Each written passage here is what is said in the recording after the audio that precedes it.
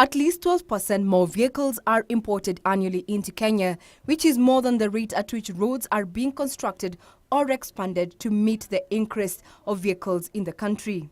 Currently, it is estimated that we have 3 million vehicles in Kenya, most of which are used in the urban centers, with Nairobi alone having 30% of all vehicles in Kenya.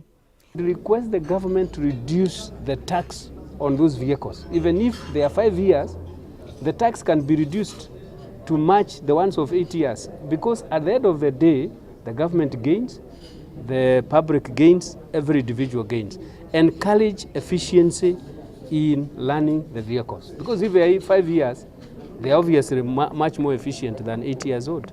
Njoroge says plans are underway to further reduce the age limit for vehicles imported from the current 8 years to 5 years in an initiative aimed at easing fuel consumption and carbon emissions. If you are moving along the road yourself and just see how people hoot and get worked up because of the jam, you'll appreciate that those people in their inside, they must be suffering.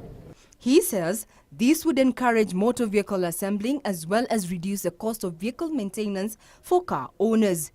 Consumers are buying more efficient vehicles because it saves them money and it saves them fuel. So what we need now is a policy of incentives, not a policy to increase the costs, but a policy to shift the costs. The government was challenged to put in place policies that would in turn encourage use of eco-friendly fuels so as to reduce fuel consumption by 50% as well as carbon emission under the 50% reduction by the year 2015 initiative of the United Nations. Amplitude to bikers stands at 12% per annum. What is left to be seen is if government's pledge to reduce duty for fuel-efficient vehicles is going to have Kenyans buying more efficient vehicles. Regina Manyara-Gitau reporting for Business Insights.